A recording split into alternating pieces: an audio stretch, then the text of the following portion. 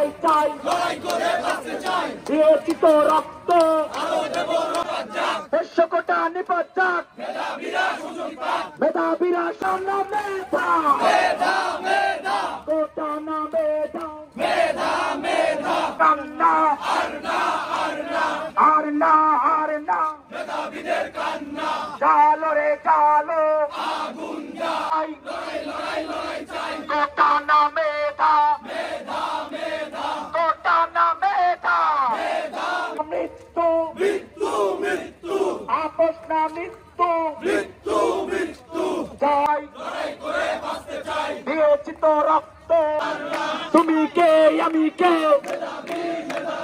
মেধাবী 500 কোটা নিপাত যাক, মেধাবীরা কোটা না মেধা, কোটা না মেধা,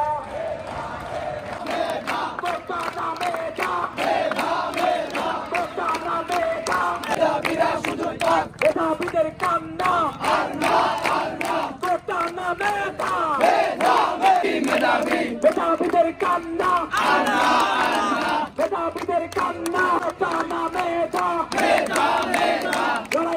লড়াই চাই, লড়াই করে বাঁচতে চাই, কোটা না মেধা,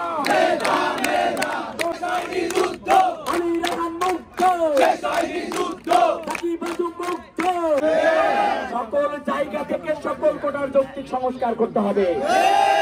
জুলাই বিপ্লব হয়ে গেল, এখনো পর্যন্ত আফসোস লাগে বিশ্ববিদ্যালয় প্রশাসন জুলাই বিপ্লবের ম্যান্ডেটটাকে এখনো ধারণ করতে পারেনি।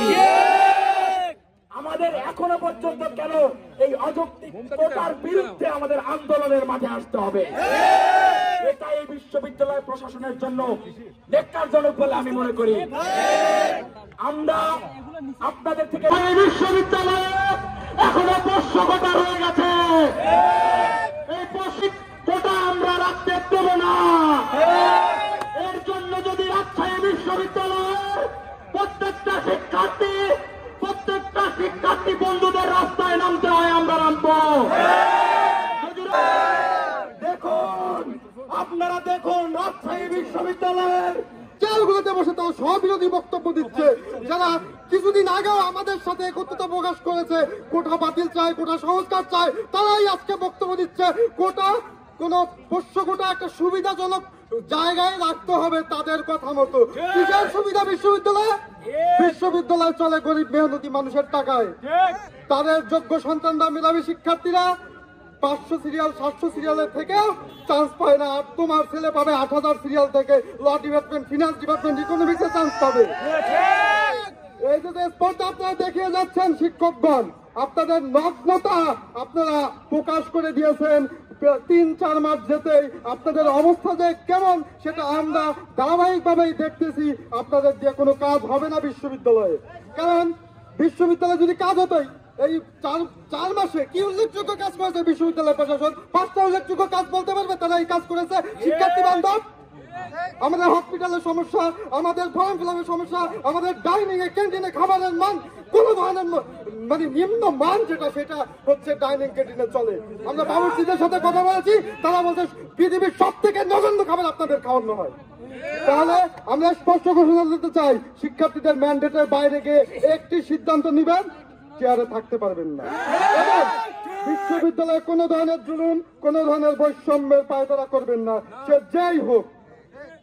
সম্ভবত এখন আর কেউ আন্দোলনে নামবে না, এটা নীরবেই তারা একদম পাশ করে নিতে পারবে। আমরা রাজশাহী বিশ্ববিদ্যালয়ের শিক্ষার্থীরা আগামী পরশুদিন বিশ্ববিদ্যালয়ের প্রশাসনকে, যারা এই 500 কোটার পক্ষে কথা বলতে চান, তাদেরকে উদাত্তভাবে আহ্বান জানাচ্ছি, রাজশাহী বিশ্ববিদ্যালয়ের মুক্ত মঞ্চে আপনাদের সাথে সাধারণ শিক্ষার্থীদের বিতর্ক প্রতিযোগিতা হবে। সেই ওপেন চ্যালেঞ্জে, মুক্ত মঞ্চের ওপেন বিতর্কে যদি আপনারা প্রমাণ করতে পারেন, পক্ষে যুক্তি দাঁড় করাতে পারেন, তাহলে রাজশাহী বিশ্ববিদ্যালয়ের সাধারণ শিক্ষার্থীরা সেই 500 কোটাকে মেনে নিবে। এই বিশ্ববিদ্যালয়ের শিক্ষক, কর্মকর্তা, কর্মচারীদের জন্য সুখবর, যারা 500 কোটার মতো বাবার কোটাকে একটি যৌক্তিক কোটার ব্যানারে আনতে চান, তারা রাজশাহী বিশ্ববিদ্যালয়ের সাধারণ শিক্ষার্থীদের সাথে ওপেন ডিবেটে অংশগ্রহণ করে জিতে নিন 500 কোটার মতো আকর্ষণীয় পুরস্কার।